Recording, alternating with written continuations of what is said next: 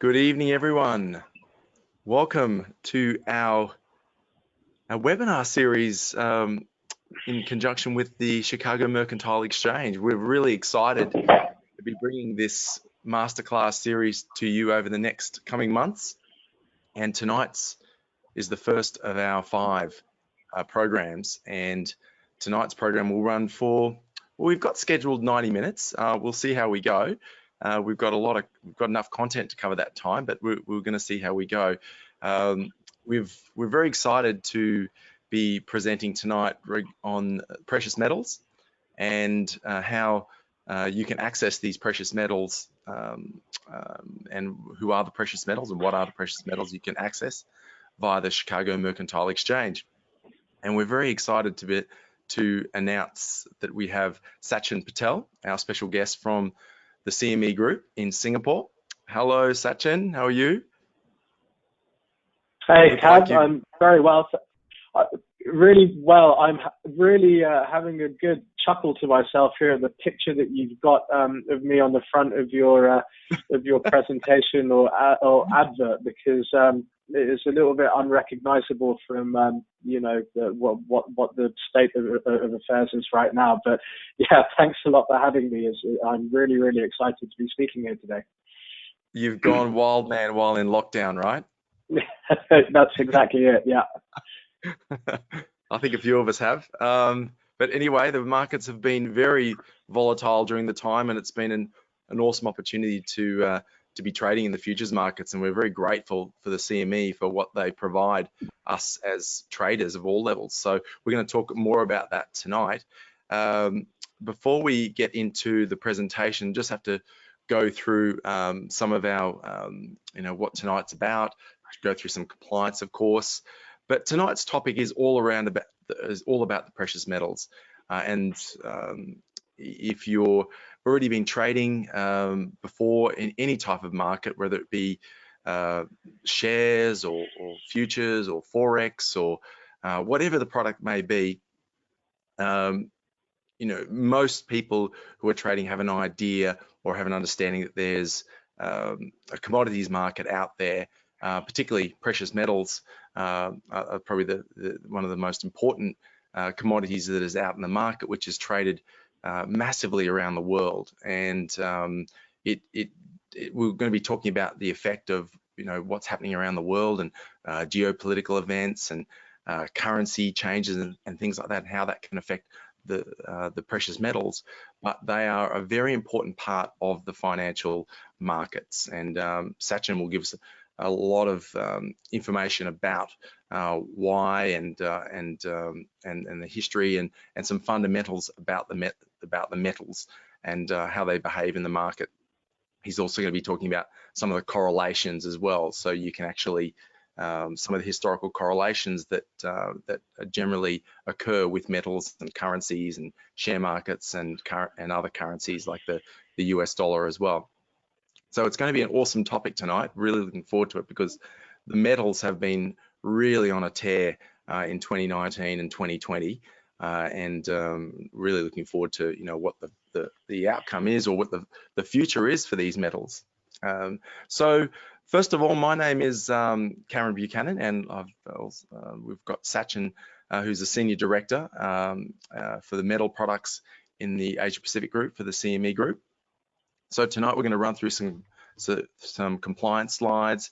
We're going to explain why, who we are, IDTA, and why we are future specialists.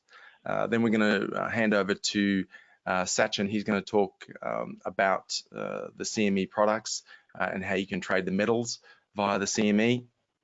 I talk about some of the fundamentals, some of the correlations between markets.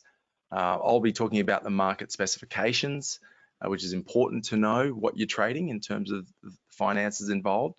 And then at the end, I'm going to talk a little bit about some of my forecasts on gold and silver in the long term and short term.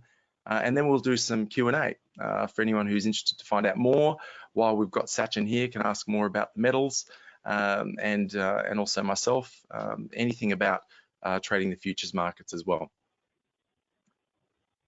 So quickly, we need to run through our compliance, and before we do that, I do have to let you know that we are authorised by Beyond Capital Asset Management for the purpose of futures trading education, and our Australian Financial Services licence number is 484045. Now, we do have to let you know that trading futures and other products on margin does carry a high level of risk, and this may not be suitable for all investors. And there's a quick definition there on what margin is. Basically, it's the trading of securities with money borrowed from a broker. So this has the effect of allowing you to trade a larger position in the market than you could otherwise trade based on your account balance.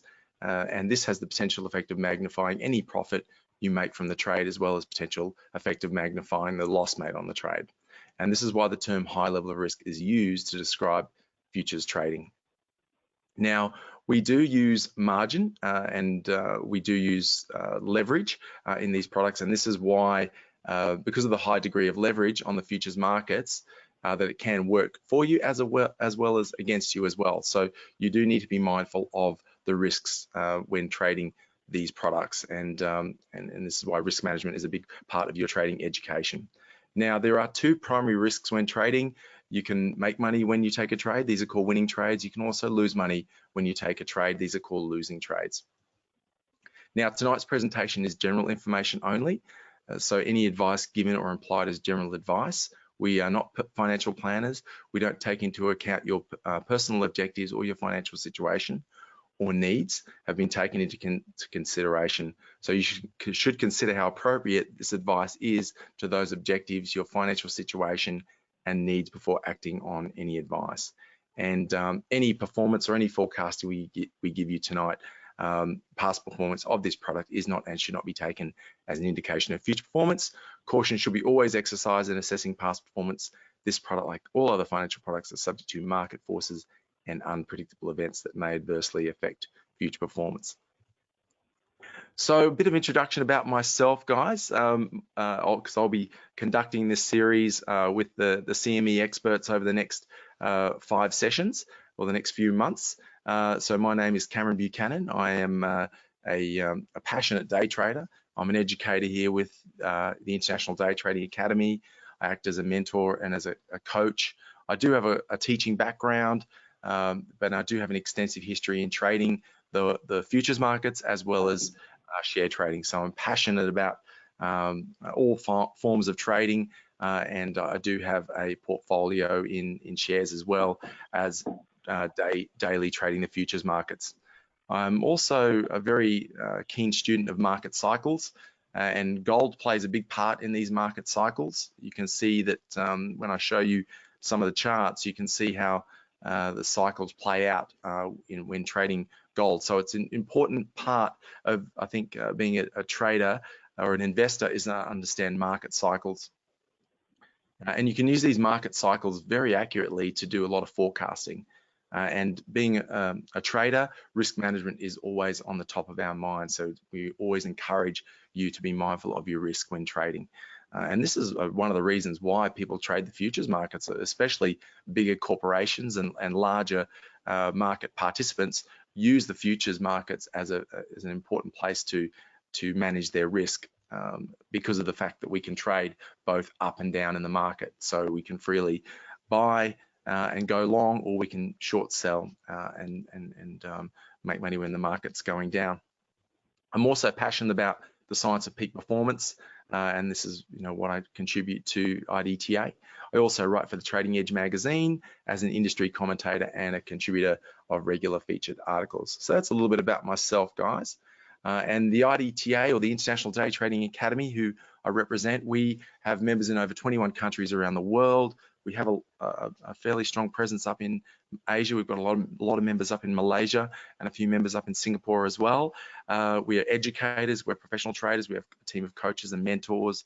We provide proprietary trading systems and indicators, as well as live trading rooms. So we have a US, European and Asian rooms, which are moderated by professional traders. We have global trading hubs around Australia and a few overseas.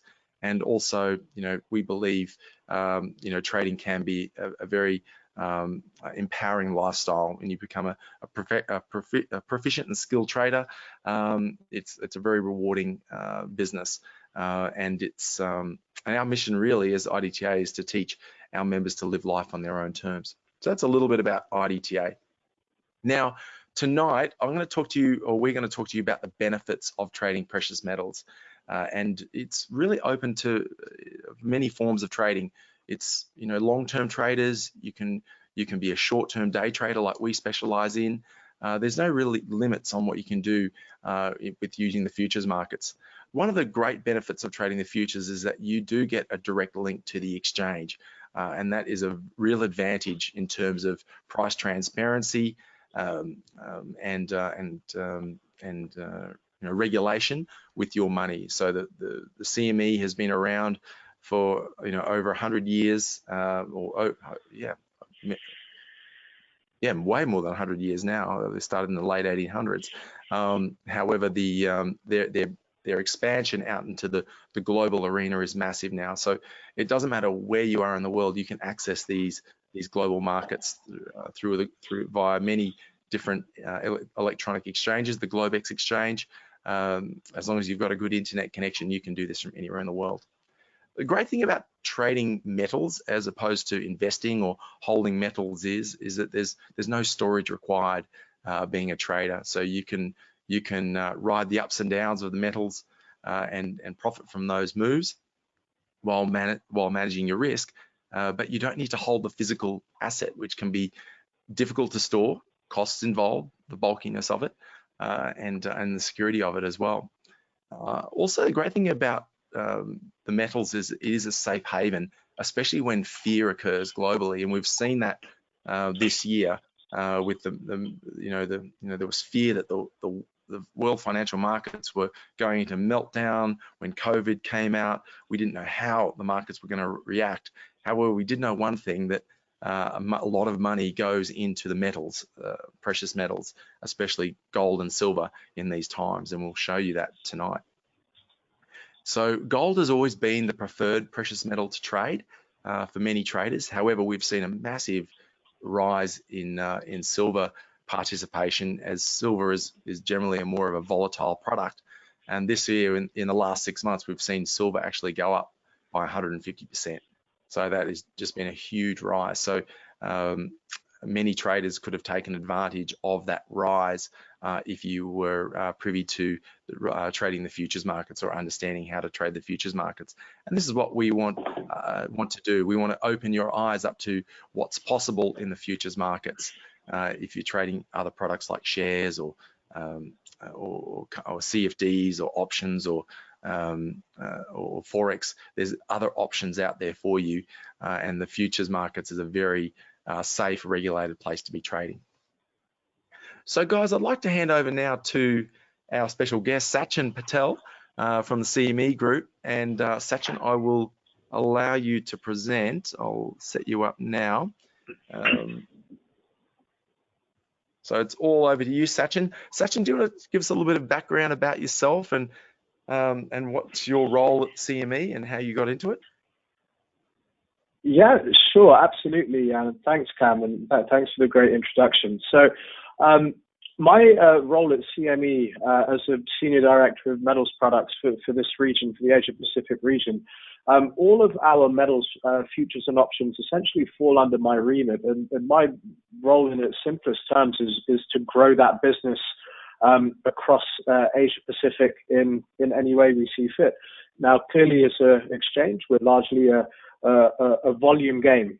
More traders or existing traders executing more volume is certainly the simplest way of expanding our business, but also things like thinking of brand new futures contracts or brand new options contracts would certainly fall under my day-to-day responsibility. So that is always a really interesting thing for us to think of. The two metals that I'm going to be talking to you today are really two of our oldest ones. Gold has been around since the 1970s, and the silver futures, in fact, have been around since the 1930s. But as the market changes and adapts, there's always going to be some demand for new contracts for customers to hedge underlying commercial risk, and contracts which hopefully are interesting and liquid enough for investors to provide liquidity on. So that is the sort of general description of what I do at CME. We're split at CME into 6 different asset classes, of which,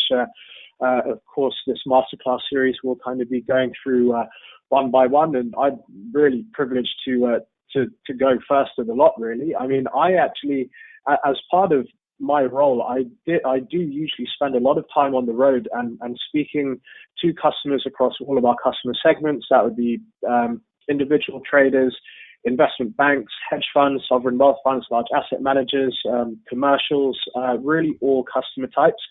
And a lot of that would, ordinarily be at conferences. So there's been a complete lack of that, of course, over the last 6 to 8 months. So I'm thrilled every time that I get the opportunity to actually do something like this. It breaks up my day. It's great to speak to customers and, give an overview of who we are and the benefits of using our markets for our particular metals. So really excited to speak for the next half an hour or so. You shortchanged us a little bit, Cam. CME Group has been around, I guess, technically since 1848, in fact. Just I will 100 plus was right, but I will start with that because I've just realized through my presentation I interchange CME and COMEX quite freely, and that's probably a good place to start to make sure that doesn't Sachin, get do you have your confusing. slides? Did you want to present your do. slides? Sure. So, right, let me just make sure I've got the correct one. Yep, that's coming up. That's shown up. Okay, let me just. Yep, I can see. So, yep, perfect. All right, perfect. So CME Group is actually a collection of 4 different exchanges: CME, CBOT, NYMEX, and COMEX. For the purposes of this presentation, the only thing we really care about is COMEX. That's the Commodities Exchange. That's what COMEX stands for. It has its roots is headquartered in New York, actually. But as a business, we're covering out of Singapore, which is where I'm based, London, New York, and of course, Chicago, which is the global HQ of the combined CME Group company. I also, do need to really quickly flick through our own disclaimers. So I hope the audience, are all quick readers. Haven't scared them off too much. So there we go. Yeah, disclaimer number 1, and here we go. Disclaimer number 2. So that was okay. painless. So let's begin. Perfect. Painless is exactly what we need with disclaimers. Let me just start very broadly with what metals means at CME Group. Now, of course, this top category is what we're really interested in today, but we do divide our business into 3 separate sectors. Okay, so we have precious metals, which are gold, silver, that will be concentrated on today, and then 2 of the smaller markets, platinum and palladium. There you go. There's a fairly basic definition of a precious metal. Says it in the name, I guess, something that's high in value. The other 2 areas, which we won't be touching on today, are the base metals: copper, aluminium, lead, zinc, things like that. And then ferrous, again, says it in the name: iron ore, finished steel products, rebar, hot rolled cord, etc. But these are the 3 areas that make up our business. Very sensible for me to put these in order because the precious metals is by far and away the largest part of the metals business at CME Group. Just a little bit of fun. This is one of our storage vaults, which actually not our storage vaults. This is in fact one of this is the Bank of England vault, I believe.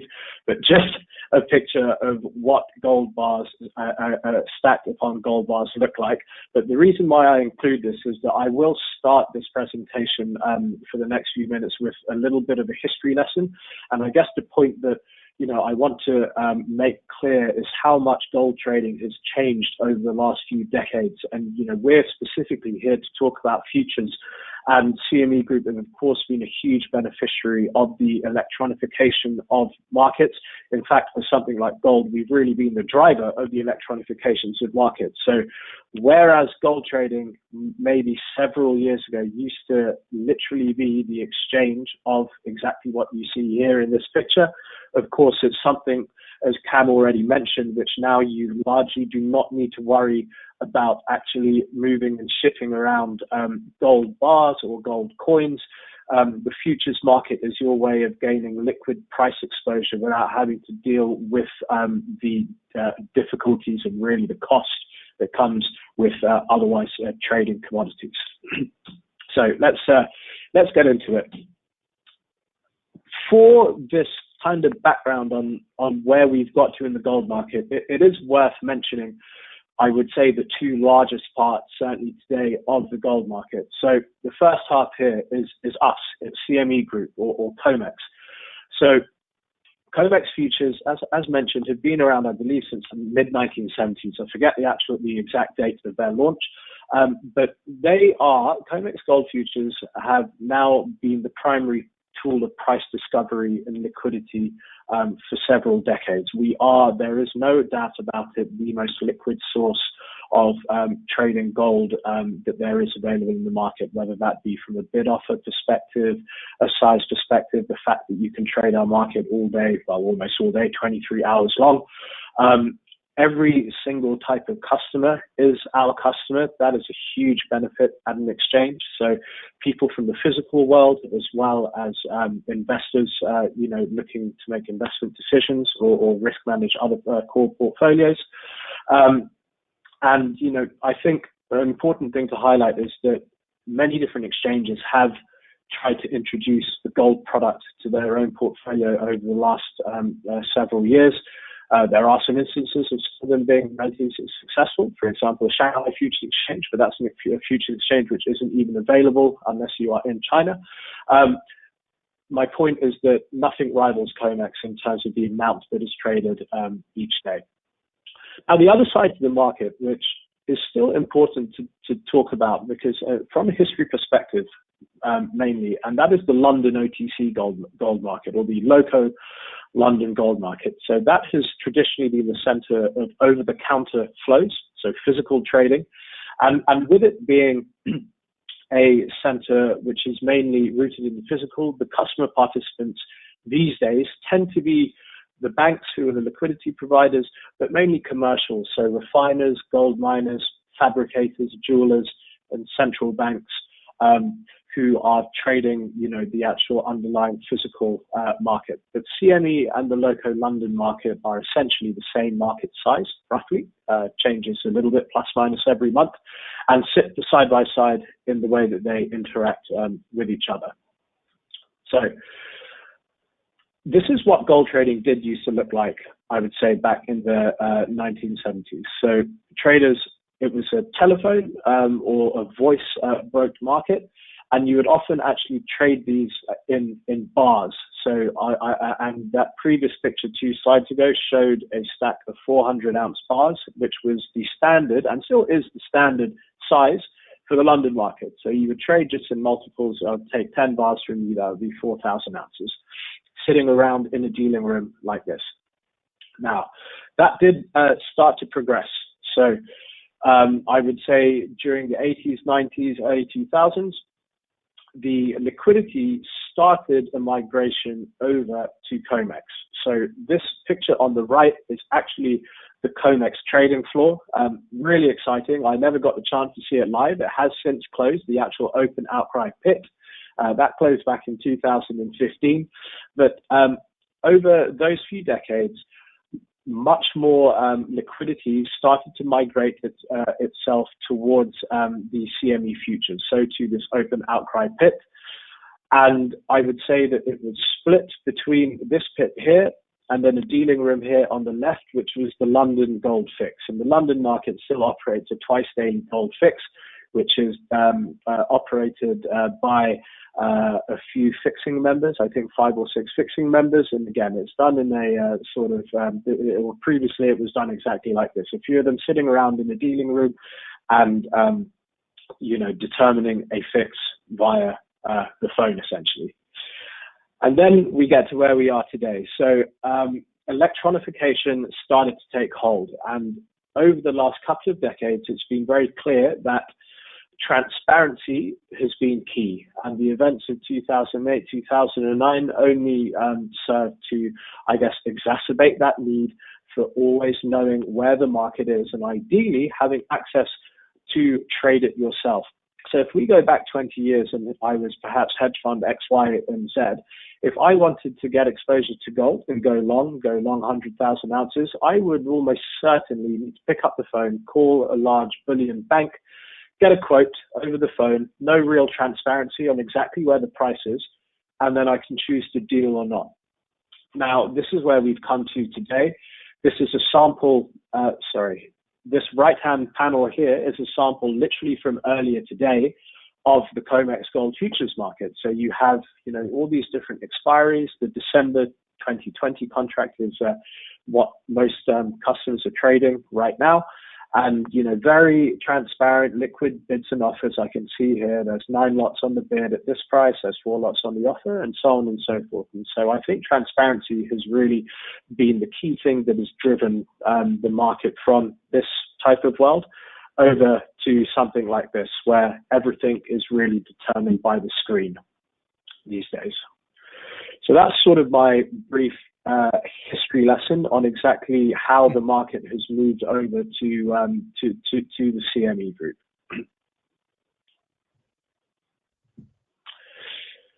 So with that, let's get into the gold market fundamentals and a bit of recent price action.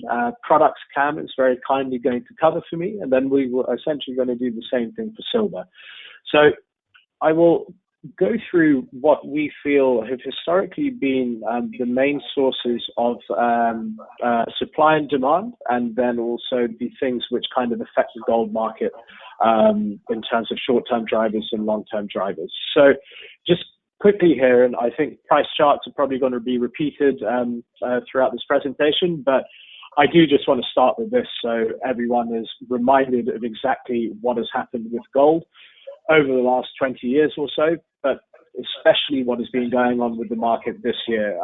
The market started this year at below $1,600 per ounce, has traded up to just under $2,100 per ounce. It's already back down to just under $1,900 now, but by the gold market standard, an exceptionally volatile 9 months year to date, traded through all-time highs. And, this has, of course, offered a lot of different opportunities in the market to traders from both a short-term and a long-term horizon. So in terms of the overall fundamentals of gold, I'll look quickly at demand and look quickly at supply. But, before reading through any of these points one by one, gold, Cam mentioned, obviously, commodities is one specific asset class that traders should be cognizant of, in addition to the share market, in addition to FX, in addition to sovereign debt, whatever it may be. Commodities act as their own separate asset class. Gold, I will say, certainly in my opinion, and that's an opinion which is shared by a fair few market participants, is a very odd commodity. It is, to a certain extent, driven by fundamentals, but they're fundamentals which are much more rooted in relation to other macro factors, as opposed to necessarily how much gold there is dug up out of the ground or consumed, things that you would look like in something like a market like copper or aluminium. Basically, there is a lot of gold around. Gold is very rarely, if ever, in a deficit where there is not enough gold in circulation for the needs that it has.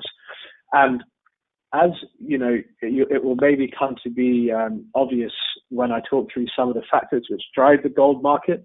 A lot of the market actually treats gold as an FX pair. So whether you want to think of it as a commodity or an FX, up to you, and perhaps it makes no real difference as such. But there is this kind of relationship that gold always has to FX, and especially, you know, the US dollar currency pairs. So let's bear that in mind as we go through this. So from the demand side, quite straightforward, really. Jewelry does, so physical jewelry demand does account for a big whack of what drive of gold demand. Sorry. So, and that has really shifted from west to east. China and India have together comprise about half of all of this physical demand for gold. So those two countries have really overtaken previous physical centers such as Switzerland, such as London, such as New York, in terms of where global gold demand from a physical perspective is based. So jewelry, very important. And it's especially important now because jewelry demand in those two countries happens to be exceptionally weak. As you might expect when prices are very high, two very price sensitive peoples there. So that has actually probably led to a little bit of the softness that we've seen over the last few weeks in the gold price. Second part will be industrial demand, pretty much dominated by electronics and dentistry, but at any rate, it's not a particularly huge part of the overall gold demand picture. So about 10% of physical demand comes from industry. Investment demand. So this is a big one, accounted for just over 40%. These figures are a little bit dated, but as a long run has accounted for just over 40% several years ago. Investment demand could be exchange traded funds, it could be physical bars like we saw a few slides ago, coins, etc. And then central banks would be the final part of the puzzle for gold demand. So central banks typically tend to hold gold reserves as part of their gold as part of their FX reserves, I should say.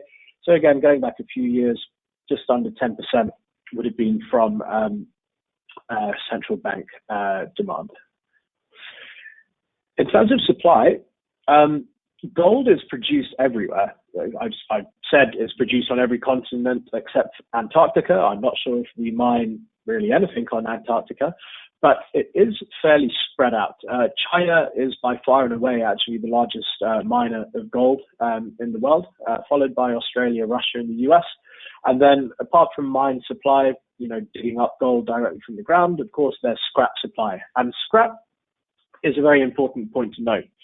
So there is a stat, I haven't included it here, but basically pretty much all gold that has ever been dug up out of the ground is still somewhere in the world. Very little of it ever gets used up. So that adds to my kind of first point in that it's kind of behaves a little bit differently from other commodities which are used to be consumed.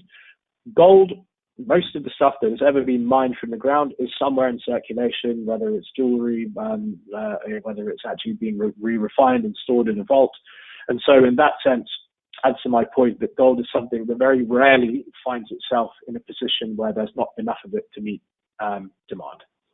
So that's the demand and supply picture. So let's get into what we believe has been driving prices. And there are a few different things. I've broken them down into short-term and medium to long-term, but all of these factors can affect gold at any time and for a particular length of time. So let's start with the US dollar. So gold and the strength of the US dollar currency are, for the most part, negatively correlated history. A strong US dollar usually would mean softer gold prices and vice versa. Gold is, of course, denominated in US dollars. So a stronger US dollar typically makes, a US dollar denominated commodity more expensive for the rest of the world. I believe right now, if you were to look at that correlation, you'll probably find that over the course of the last few months, that correlation between gold and US dollar currency pairs has probably been exceptionally strong. If you look one morning and you see that gold has rallied $30 right now, it's probably a safe bet to say that the Aussie has weakened or the yen has weakened, etc. That is definitely an important thing, I would say, to look out for in today's trading environment. Okay, the next one, interest rate expectations. Again, a negative correlation. So the argument here is that gold doesn't give you anything. It's a non-yielding asset. has historically been viewed as a store of value. So if you can receive higher interest, for your Aussie dollar deposits, for US dollar deposits, of course, that diminishes the appeal of a non-yielding asset. But we will come back to this because it's not only about nominal interest rates. Inflation plays a part in this, and I personally think this is one of the most important things in terms of the future drivers of gold. So we'll get to that on the next slide. The last bit on this slide, and I think this is fair to really deem as a more short-term impact, is general market volatility and geopolitics. So gold is often viewed as a safe haven. It's not anyone's liability. It's not controlled by any central bank or government. And what you typically tend to see is that in times where the global markets or geopolitical tensions are elevated, gold gets that safe haven demand. Okay, so if tension flares up in the Middle East, or I guess during trade war tensions, anything like that, gold does tend to get a safe haven type of bid. One thing that I should note here, and it will really be blindingly obvious if you look at gold over a long enough history, the safe haven argument, again, my personal opinion, is a little bit tenuous when the world, if you were to say the world is in 10 out of 10 stress levels, gold is certainly not immune to a sell-off. And I'll use this March earlier on this year as a very obvious example of that. There was a general washout across pretty much all markets. The stock markets took a dive. Commodities, including gold, were really not immune to that, where really the safe haven at that point was deemed to be hold cash and sell everything. So important really to be careful about that safe haven argument.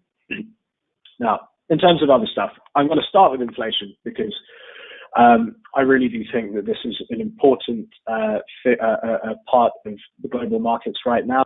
The amount of stimulus that is being pumped into the world's major economies, both fiscal and monetary.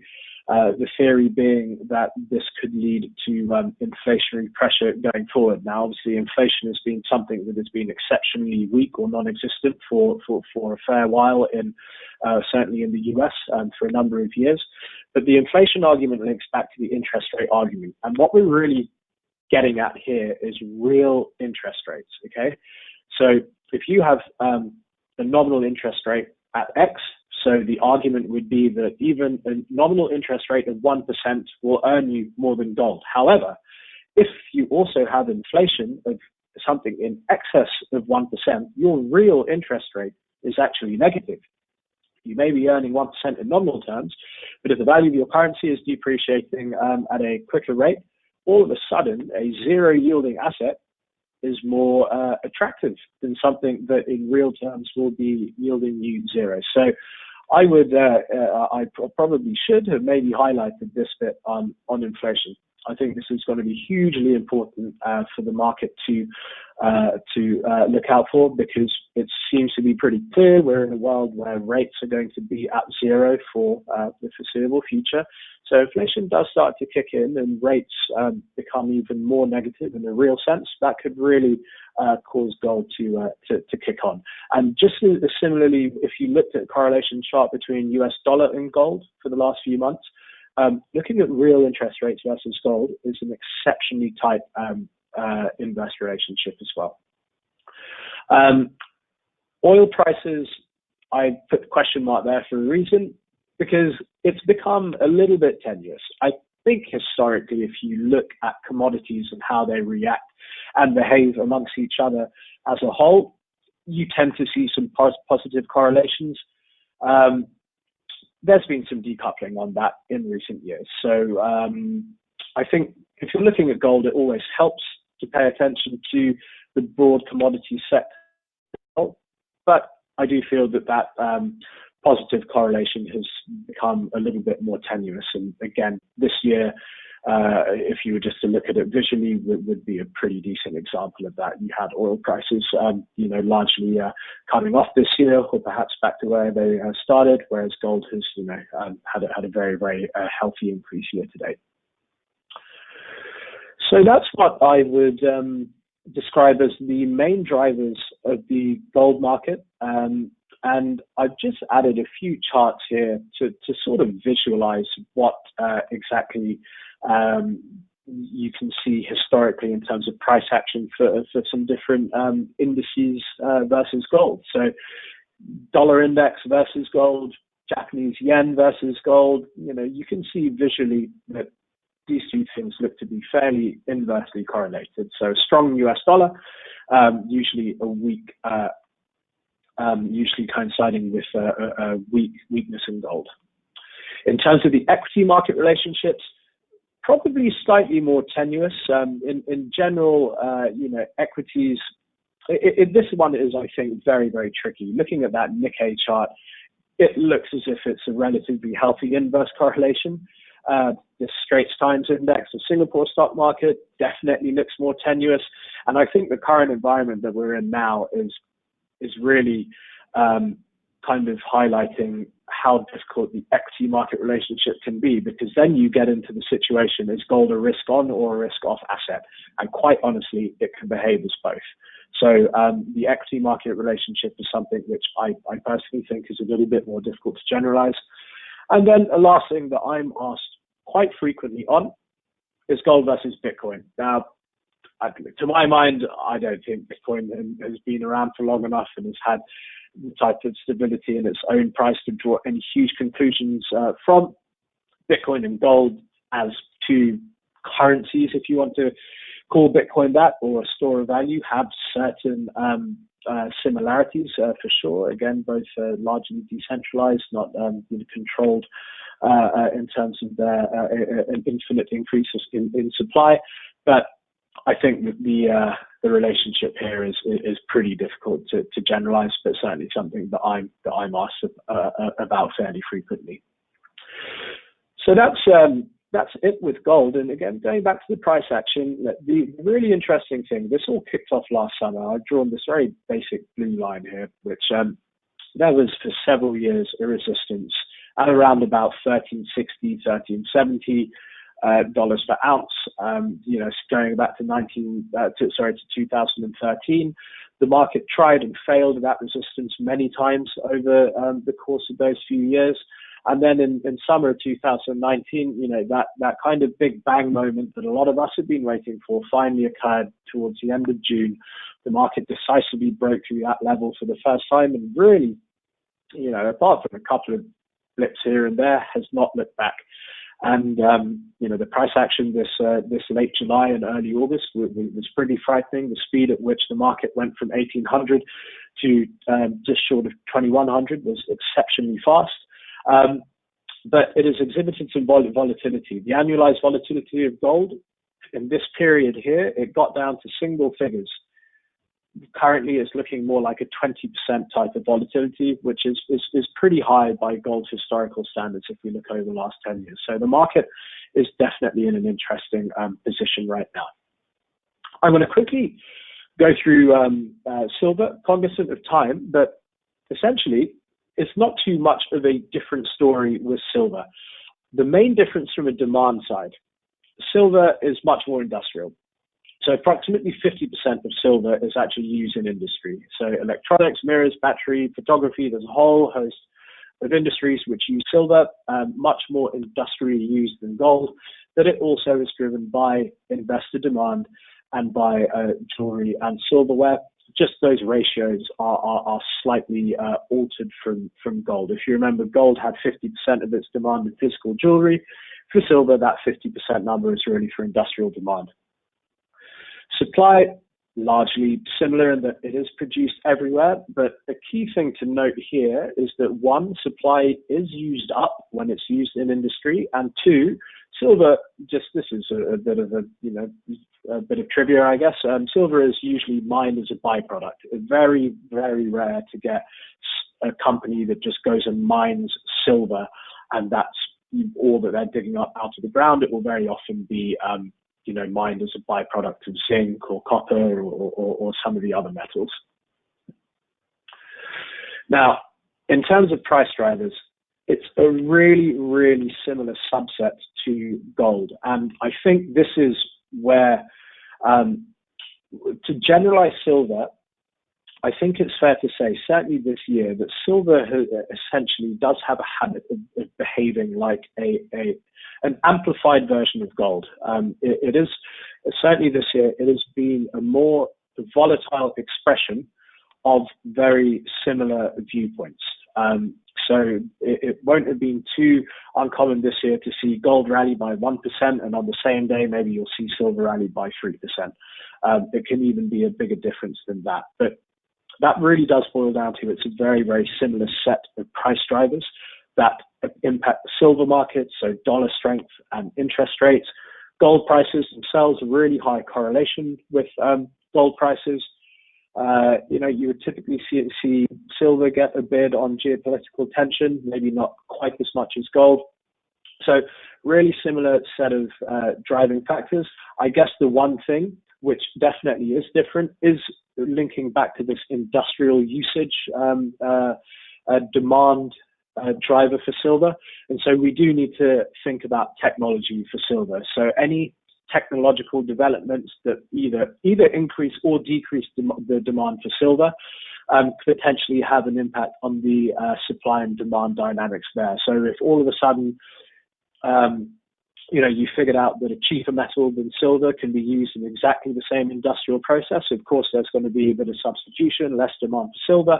Perhaps it's going to negatively impact the price, and of course vice versa. If there's some new technological development which all of a sudden increases the use of silver, of course that could be a potential benefit to the price of silver. So that is one thing to really outline in terms of its differences.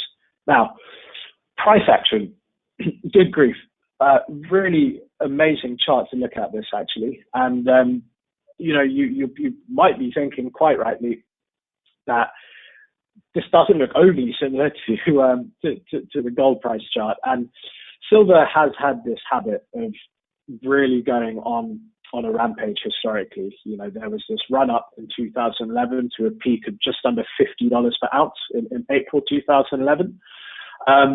Even though gold it broke its all-time highs this year and is currently sitting at a very high historical level, silver has similarly had its price increases at the beginning of this year. It took its March dump, and then, as Cam mentioned at the beginning of this seminar, it's risen 150+% to its high of just under $30 per ounce. And that high, or even where the market is trading right now, is still half of this all-time high that it got to previously. So silver does have, this reputation of once the market gets a grip of it, it can really start to fly. And obviously, it's a cheaper commodity. It is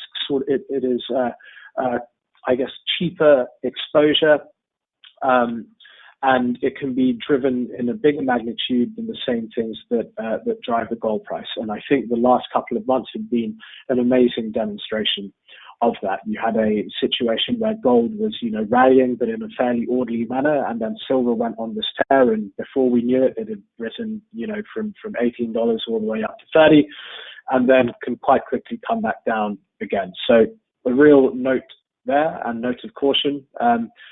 Again, to echo Cam's disclaimer at the beginning, be wary of silver. It is a much more volatile expression than gold. So I'm just going to wrap this up really quickly before handing back to Cam. I've gone through some fundamentals, and it's important, of course, just to mention the other things behind making trading decisions. And I will very purposely not go into these in too much detail. My previous background actually was a trader. I was at Bank of America Merrill Lynch, and I've long since forgotten a few of these things. But of course, technicals do come into trading decisions. I believe you can probably generalize these into four major groups, but everyone has their own different personalized way of looking at technicals. But the way that I always used to sort of think about this is trend technicals, so things which are typically backward looking to identify trends in price. Momentum type of technicals, which try and, have a bit more predictive value. So something like an RSI as a commodity overbought or sold. Volume, which, the exchanges are a huge part of that in terms of ascertaining the volume that is going through the market. Volume is the thing that drives my business and what we look at every day. And sometimes volume can tell you very, very interesting things about how, the market is viewing a particular asset. Is it running out of steam? Is it only just getting going? Things like that. And then volatility, not the direction of price changes, but the magnitude of price changes. And, a very common one has been a Bollinger Band, where you can see if a market has started to trend towards a very low level of volatility, is that a sign that a breakout is around the corner? So a few technical indicators there. The other thing that I like to look at as well is positioning by market participants. And CME published this every single week on our website. We look at the open interest held by different sectors of the market. Okay, so for each sector, the managed money, which typically is the investors, the hedge funds, the physical sector, the producers, the consumers, the merchant traders, the refiners, the banks who would come into being the swap dealers, and then all the non-reported stuff. But all of these sectors have very granular data published in terms of what the aggregate positioning there is in a particular market. And the thing that I particularly always like to keep a track on is managed money. What are the investors doing? What are the speculators doing? And this yellow line here is the thing that shows you the net positioning in the market, okay? And it gives you an idea of how long or short the investors are on hold. So you can see at the moment, the managed money community is holding just over 100,000 contracts worth of gold. You can see that if we went back to 2 years ago, the net positioning was actually negative for a little while from speculators, which is really, really rare, by the way. Very rare for the managed money community to be net short a commodity. But the reason why I like to look at this is it gives an idea of how the investor community is positioned, but also of how stretched the market could be. And so while you can see here, the market is long, net long, about 100,000 contracts worth of COMEX.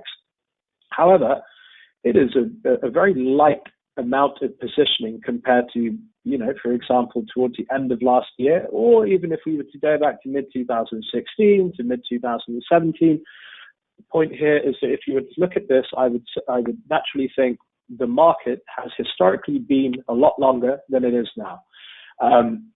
And typically when things start to get very stretched in one direction, what it can indicate to you, now there's no reason why a market can't keep on going in the same direction in terms of positioning.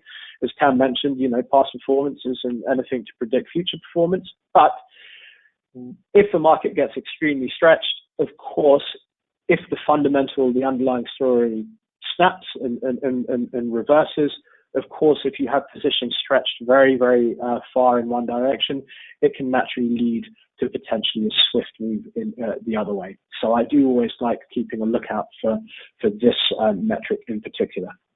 Okay, 35 minutes, Cam. I better hand back to you. Sorry, I've overblown by a few minutes, but thanks a lot for giving me the opportunity and the time, and I'm hanging around, of course, to hopefully answer any questions. Yeah, thanks. It'd be great, Sachin, to have you to hang around, because you've got some great information there, and there are some questions coming in. So I'll pass those questions over at the end, guys. So if you do have questions, please put them into the question panel, and we will definitely address them at the end. But I love that last chart. Actually, it's really interesting to look at that.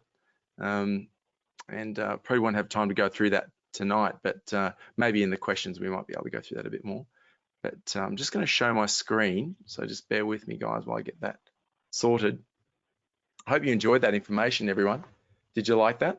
There was some really good information. Sometimes we just trade the product and we really don't know the fundamentals behind it or the drivers or anything like that. So it's sometimes it's good to know exactly what's going on to give you a bit of an inside information as to what you're actually trading and how it's reacting.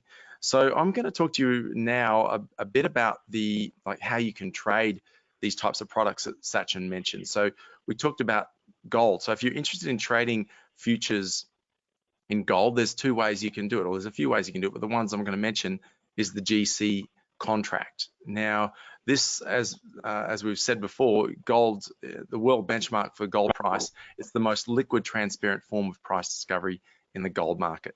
Now, the volume on gold is exceptional. Like in 2019, over $50 billion US worth of COMEX gold was traded daily. So that's assuming that the price was 1,500, and those averages are obviously look like they may even be more now. With obviously the volume's dropped a little bit more this year, but we haven't even finished 2020 yet, so we could see these volumes exceed 2019. You can see the graph on the right hand side here, guys. You can see these are the average daily volumes to give you an idea. So back in 2019, we were just under 350,000 contracts traded per day. Now we're up around about the 325,000 a day. And the great thing about trading gold, you can access it 23 hours a day. There is an hour off where the exchange gets the servers get reset. Now the contract size of a GC contract is 100 ounces. Now that value would be equivalent to around about 185,000 or 190,000 US dollars at the moment. All right, so that's what one contract would be worth. Now you don't need that much money to trade a contract, and this is where the leverage factor comes into it. You do need to obviously have the margin, and obviously different, whoever you use in terms of, if you're using, brokers or clearing houses, which ones you're using, depending, they may have different margin requirements. However, you don't have to have $190,000 in your account to trade one contract. Now, when we're talking about futures, we trade in ticks. For those people who don't know about that, if you're a forex trader, you might be aware of pips. We trade ticks. Now, there's a chart value and then there's a tick value, and I'll go through that in a moment. But one tick, or the smallest fluctuation in price, is basically 10 cents. All right, so 0.1 of a dollar, and that has a value. One of those tick moves is worth $10 in contract value. Now, the great thing about this market, if you're living in the Asian Pacific region, great thing about gold is that it trades virtually all day long in our business hours. So the market opens at 8 o'clock on the east coast of Australia, and it counts for 40% of the volumes. That Asian Pacific region time zone caters for 40% of that volume. So it's not just purely dominated in the US market. You don't have to stay up all night to trade gold. You can trade it during the Asian hours. The Asian Open is one of the most popular times. Also, to the leverage, it's anywhere from 20 times, depending on the margins that you're required to pay. But it is highly leveraged, and that's a great reason why day traders use the futures markets for that leverage reason alone. So that's one of the market, and that's one of the precious metals. Obviously, GC, that's the most popular one, and you can see the volume of contracts has increased over time. Now, this is an interesting graph. What I want to show you on the left, this is the spread. So this is the difference between the buy and ask. Now, you can see that it ranges anywhere from around about 1 to 1.5 ticks, right? That's very small, and that's a great advantage why you want to trade futures, because the spreads are so tight, and this is, and these bars represent hourly time frames, okay? And this is all in Singapore time, but you can see, where the greatest spreads are generally when the market's almost closed, right? Coming to the end of the market, where there's obviously less volume occurring, and obviously there can be a little bit more of a spread around there, but majority of the time there's very little spread. Also, this orange line that runs through just represents the top of the book. and that is these numbers here. So that just basically just says the average amount of lots or contracts on the bid and the ask have a very healthy number, around 3 to 5, or during the US market it even gets up high, up around 7 contracts. So there's lots of contracts on offer. So it is a very liquid market. Now, micro gold has really taken off this year, and the advantage of micro gold is it's basically 1/10 the size of the GC contract. So its contract size is 10 ounces, not 100 ounces, and a tick is, once again, is 10 cents. So one movement or one fluctuation is a 10-cent move in gold. However, the contract value, so the amount of money that moves in contract value, is $1 per tick, and very similar to the gold contract. 40% of the volumes are traded in the Asian Pacific times. Now, if you look over here, you can see the amount of volume which has increased over the years. But in 2019 and 2020, you can see with the increased price in gold that there's been a huge amount of interest in the micro gold contract.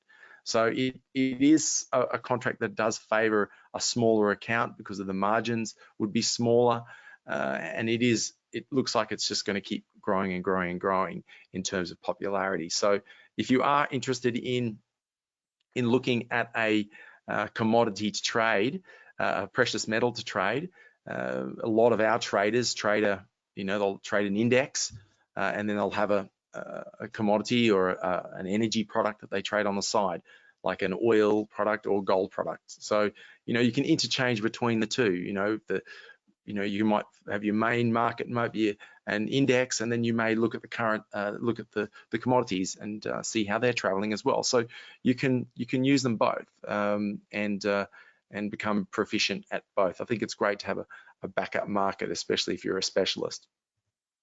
And because of the liquidity, these make great opportunities to trade as well.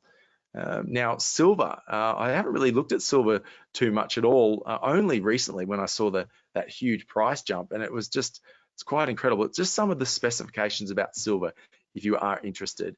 Once again, it's a world benchmark for the silver price, being the COMEX silver contracts.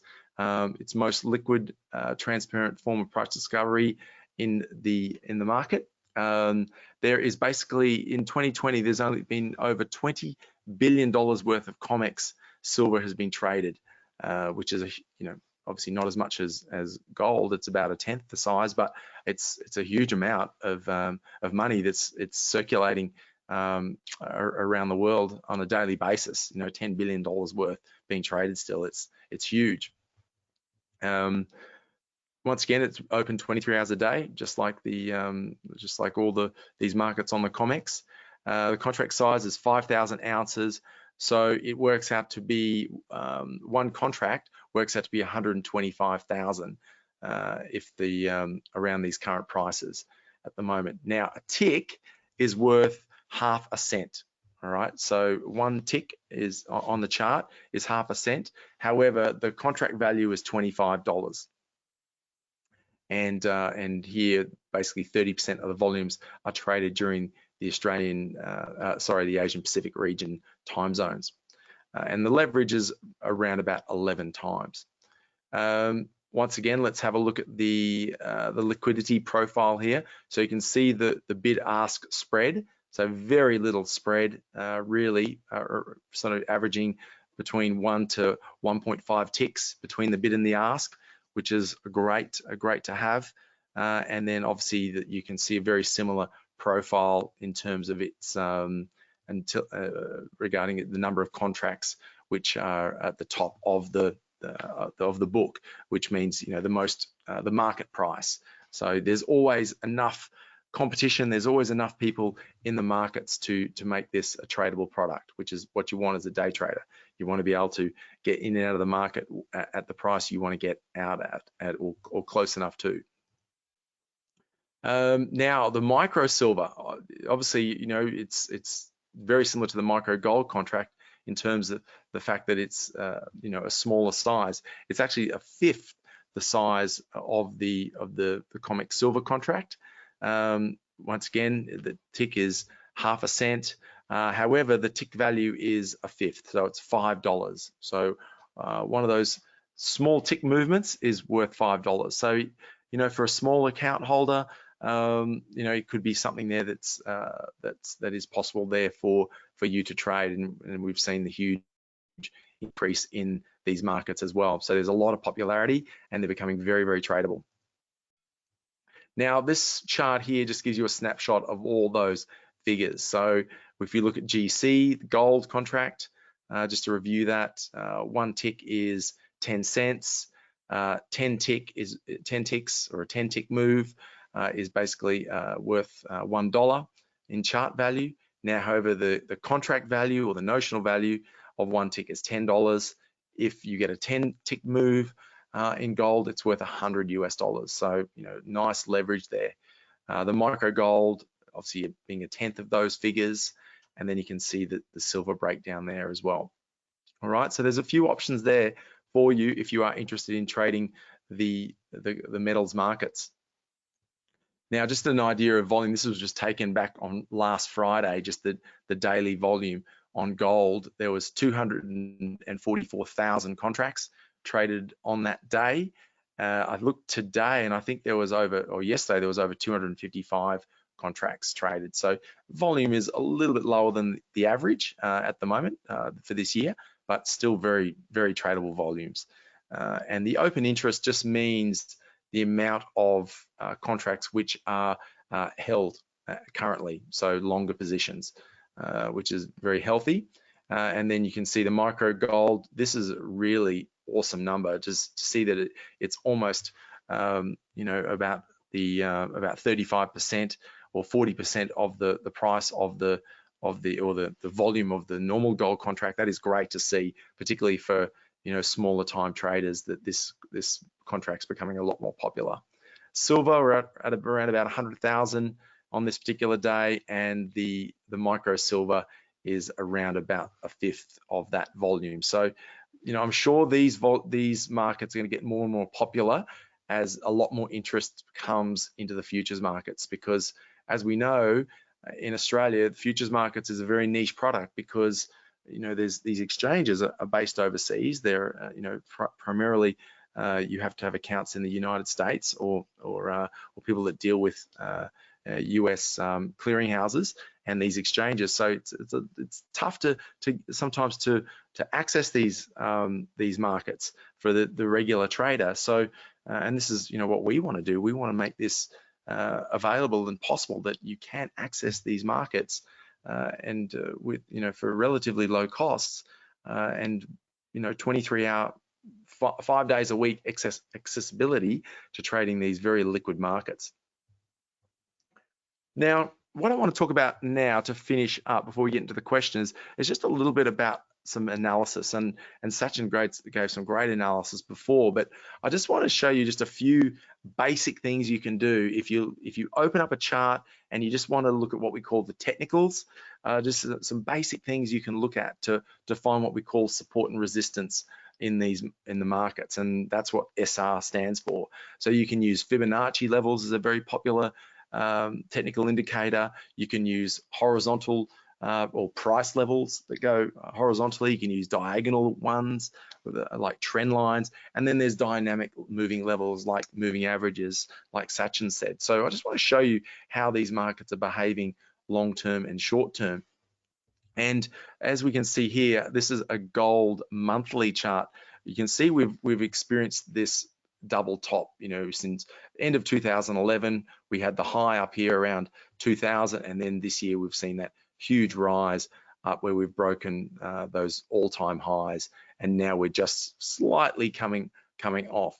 Now, I've just put a couple of price levels in there which are technical levels, and interesting to see Sachin had that same level around that $1,400 mark, and then also I've got this level down here at 1100, which was that around that prior low, which coincides with the 50% Fibonacci level of this larger range that we, you know, which is obviously a very important range to look at when you're looking at cycles, because I said gold is very cyclical and it respects these Fibonacci levels, especially these 50% levels. So you can see here from the big rally or the huge run up until the 2011, around the time when we were experiencing the GFC, gold kept obviously pushing up through when equities were coming off.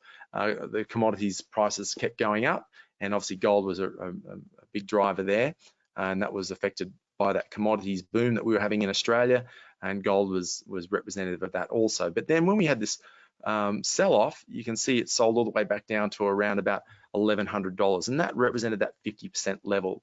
So that historically is a powerful level that we need to look for. If the market does sell off, like Sachin says, these commodities, these metals products can be very volatile. They can just move out of the blue, right? So if I suspect that I think we're going to see potentially a retest of the high on the short term, but if we don't, I'd be looking for these support levels for opportunities for longer term buying. So if you're a longer term buyer, I'd be looking to see that these markets come back to around about either 1,500, 1,400, which coincides with these double tops over here, or these triple tops here, or even back down to this old 50% level. So watch out for those if you're a longer term gold trader or a gold investor. So, and that's sort of how I've worked that out based on these some support resistance levels and some Fibonacci levels. My longer term view is that we're going to see a rally of these metals up to 2027. From a lot of the research I do, basically we have 3 major cycles all converging at once around the end of the decade. And there's what's called the Kondratiev wave, which is basically a 50-year cycle. It was a Russian economist was basically was commissioned by Joseph Stalin at the time to basically find out when Western economies would be in a downturn.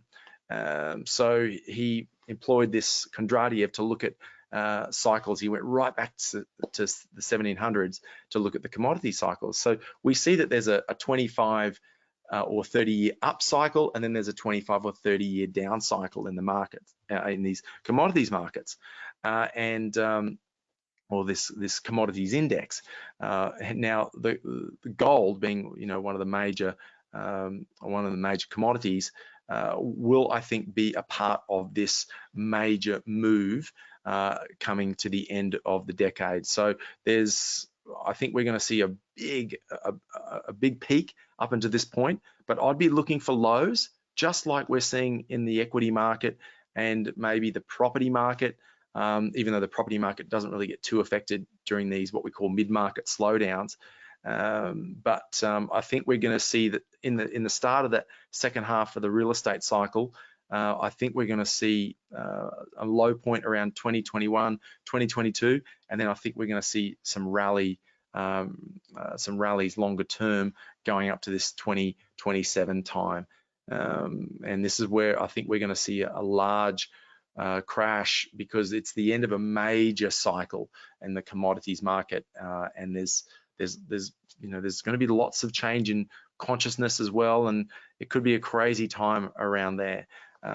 So if you're looking to I think profit in gold, I think we're going to see definitely it's going to push back up over 2,000, but even I don't know where it's going to get to, but I think we're going to see it break 2,000 again and keep going. But I'd be looking to buy off those support levels like 1,500, 1,400, even 1,100. See what happens when the market gets to those areas.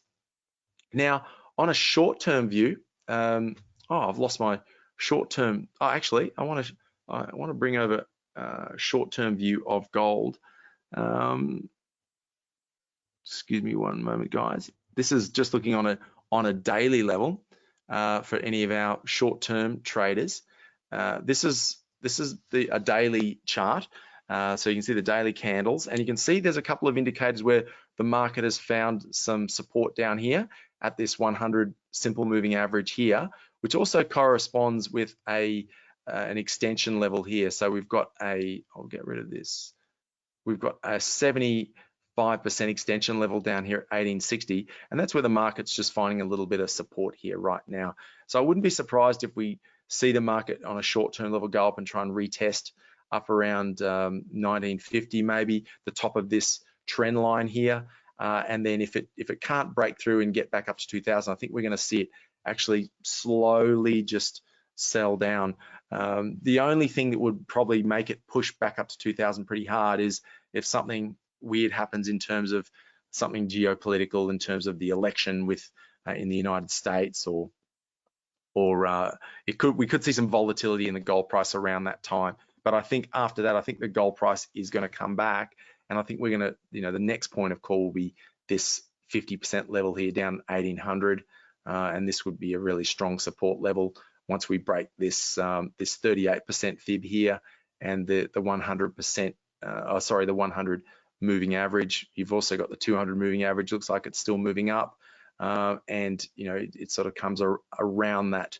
There's a confluence of factors there, or of support levels where the market could come back to. So I'd be definitely looking to the overall larger trend would be down on this market if we can't break back above this trend line and retest 2000. So that's a bit of a short-term picture on the gold market. But I think we're just going to see it steadily just keep grinding down to mid-2021, September 2021, 22, where I think we're going to have a bit of a tough year next year, because things are coming off. In Australia, we've got JobKeeper and all those other government grants, which are going to be obviously coming off, I think. And I think 21 is going to be a bit of a tough time for a lot of people. And I think gold market will come down as well. I think even though there's going to be some, I like what Sachin was saying about high inflation. Sees gold as a real safe haven, and gold price can go up because of that demand for gold can be affected. So it'll be interesting to see what happens there in terms of inflation. I think that's one of the key indicators to look for, guys, is that inflation, especially with rates. That doesn't look like interest rates are going up anytime soon. Now, silver is a real interesting market, and I will go through this very quickly, but this is a very long-term view. So this goes back to 1980, and this is, you can see these big tops over here, 1980 and 2011. We had these, the all-time high in silver price at $50. You can see how volatile this market is, and it's a crazy-looking chart, like Sachin said, and we've seen something very similar to what we've seen back here in the early 80s, a very similar type of pattern. Actually, Bitcoin has done something very, very similar. The way the Bitcoin's been moving as well, if you've been watching Bitcoin, it's very, very similar. The big spike and then the big sell down, and then a bit of a attempted rally. Now, once again, I think silver does tend to follow gold. Gold tends to make the move, but then silver will catch up. But these are some of the key longer term levels to look for, these support levels. We've obviously got resistance up here, short-term resistance up at $30, but that could be retested very soon. But on the downside, we've got $21 down here, which represents this price here has been a key pivot price. You can see the market has been turning off that $21 mark, and then around $14 here, we've got a lot of like a really strong base at $14. So if we do see the market very similar to gold, if we do see the market pulling back over the next year and a half, if you're looking for long-term opportunities, you'd be looking to buy off these support levels, because I don't think these would be rock bottom prices I'd see in silver, $14. So these are the levels I'd be looking for on the long-term view. And short-term, very similar to gold. Obviously, we've pushed right up against that 100 moving average here. You've got the 200 moving average just down below here at $19. I would like to see this try and retest the $30 mark, but if it fails, then I'd be looking for this market to head back down, and these will be the first levels where you'd be probably, if you're going to be shorting the market using the futures contracts, using the SI contract or the micro, you'd be looking to move down to $21 mark, and then if it breaks that, looking for a move down to the $19 mark, and then look for a bit of slow grinding movement down, I'd say, until 2021, and then we'd be looking for from there a nice strong rally back up to testing the 30 mark. And I think definitely with the peak of this commodity cycle being the end of the 20s, it's going to be massive. We're going to see a huge boom in all markets in the 2020s. It's going to be a really exciting time. But with a big boom, we generally get a big bust, and we're going to see an absolute massive bust. But I want to be really riding these commodities when we start to see the uplift in the market after this a little bit of a slowdown that we're going to have soon. So there's a few of those price levels there, and if you want to take notes of those, but very similar, really similar to gold. It seems to follow gold, silver. It's just a lot more volatile, and it's a little bit more for the brave-hearted trading the silver market. So guys, if you want to find out a little bit more about how you can trade these futures markets that we trade in terms of a day trading perspective, I do love to invite you to our masterclass we're having tomorrow. We have just an introduction into what we do every Wednesday. So if it's the first time to one of these programs, educational webinars, and you want to find out how you can trade these markets and how we can put you in contact with the futures exchanges, being the COMEX, and obviously through the CME Group, we can definitely assist you to access these markets. And I'd really like to invite you to our next webinar, which will be on the 13th of October, where we're going to be talking about the US indexes. And we're really looking forward to that, because this is these are the most traded products in the world, the US indexes. And we've got special guests from the CME Group joining us and sharing some light on the subject. So that's it for us, guys. Thank you, Sachin, so much for your wealth and knowledge and the information tonight. And we really like to open up the floor to questions. So I might now just open up my question and answer screen and answer your questions for you. So Sachin, please join in.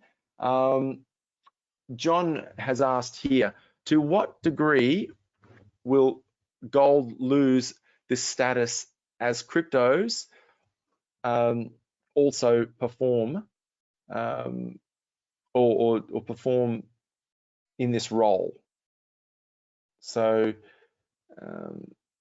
I think you mentioned about cryptocurrencies before, and I think I've got the same view as you, Sachin, is that it's fairly new. So it's unfounded, and it's kind of unregulated, and it's very new in its inception. It's exciting, but really just it all comes down to who's backing it. You know, what applications does it serve? And I think it's going to take time for crypto to be recognized as something which has such historical strength like gold. What do you think, Sachin? Yeah, pretty similar, to be honest. I think they definitely share common characteristics, as mentioned, not controlled by a central bank. Bitcoin supply is finite, gold supply is only very consistently increasing, but can't just be flooded into the market at a flick of a switch or a ledger entry. I think if you look historically between the two against each other, you'll probably find periods where they've moved together, probably recently being a good example of that, actually, and then also periods where they have moved in opposite directions, which would suggest maybe there's some money out of gold into crypto, is crypto the new gold, etc. I think it does come down to how nascent the crypto market is, though, and also the volatility it exhibits. I don't think you really get many days that gold market moves 5%, let alone 10%. Crypto can still have, days or certainly weekends when moves of that magnitude happen, which to me takes a little bit of the store of value argument away from it when something is so volatile. And then the other part about the current markets right now is who is involved in it. I imagine crypto has picked up a lot of traders and investors along the way, but that mass institutional appeal still may be lacking from it. So probably not enough to draw anything from right now, but hugely interesting to keep an eye on it for sure. Yeah. Yeah, interesting space.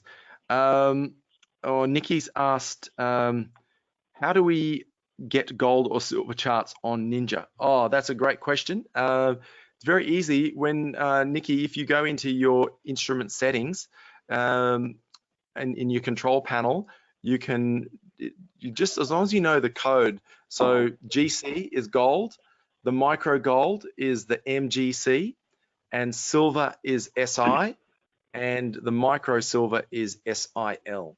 So they're the and you will need to subscribe for the data feed as well, the COMEX data feed through the broker as well.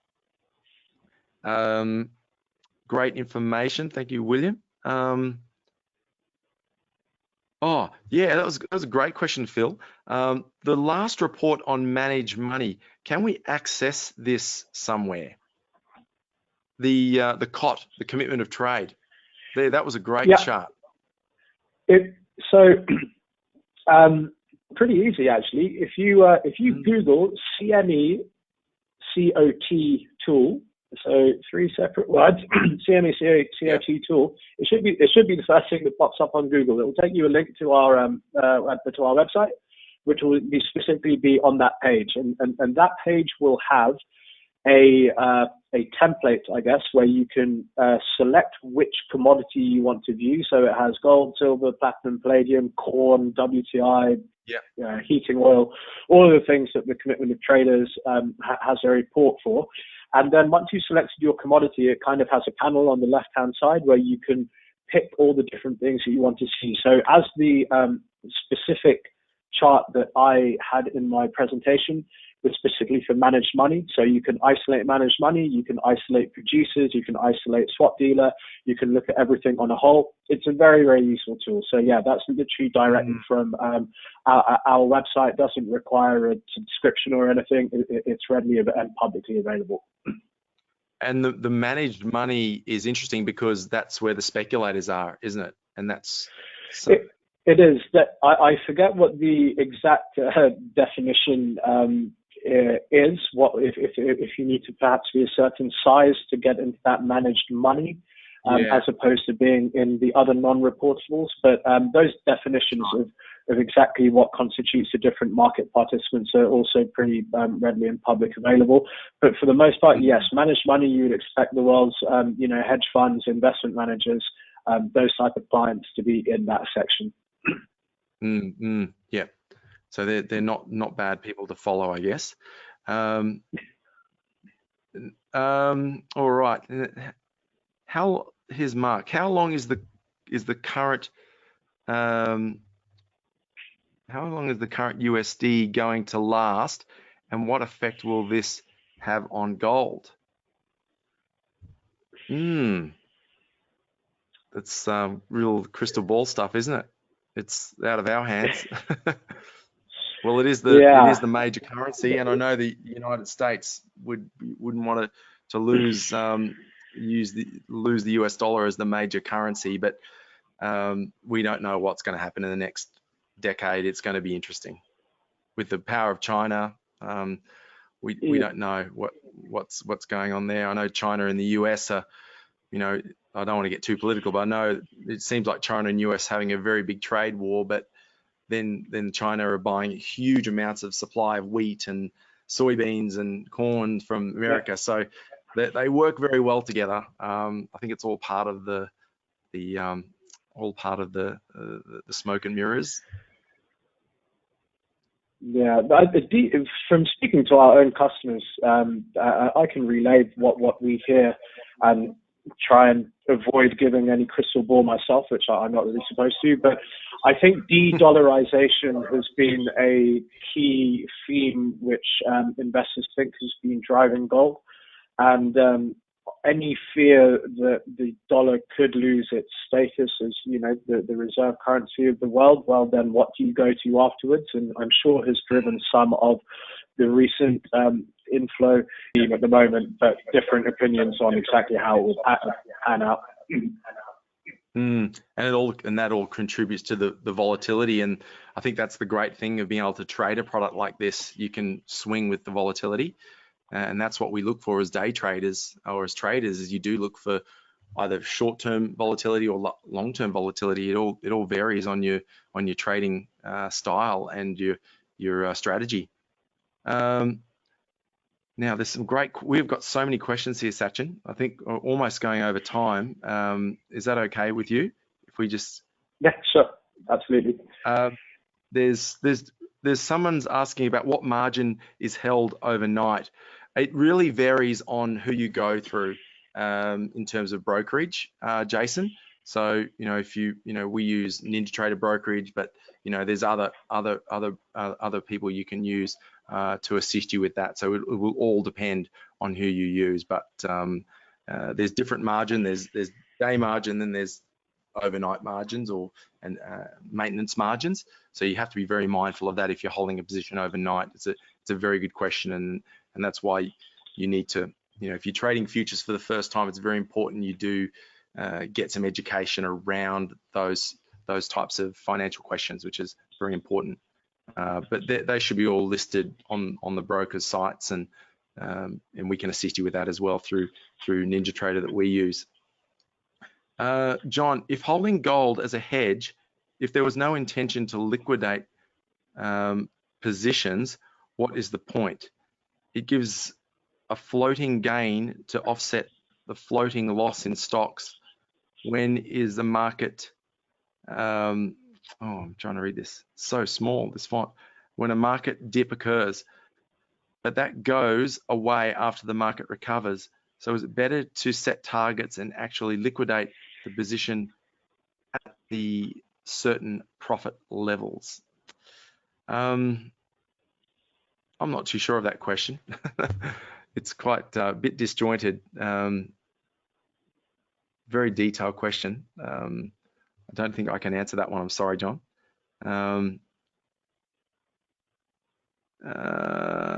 Sumit, how is micro gold different from gold?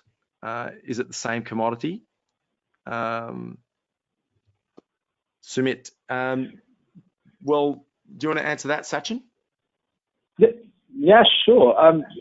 So basically, yes, it is the same commodity.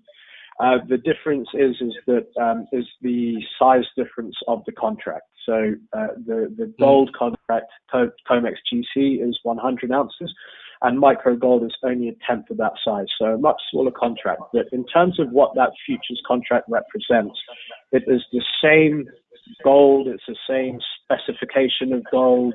The two contracts are actually fungible as well. So if you owned 10 micro golds, you can basically convert them into one big contract. Right. So it's literally just, they are separate futures contracts and therefore separate pools of liquidity, but they are the same underlying gold. Yeah. Yeah. Okay. Yeah. Now, what are the current costs of production for gold and silver? I would need to look that up. It is, for the most part, in the large producing regions, several $100 per ounce in the case of gold, and several dollars in the case of silver below where we are trading. But that, cost of production really does have quite a huge amount of variability between producing regions, between individual mines. I think it would be safe to say that most of the large gold operations produce at a pretty long way below where we are right now. But something that, which we need to be researched a little bit more. Yeah, absolutely. Huge number of questions, guys. There's been great interaction tonight. Really appreciate your involvement. Can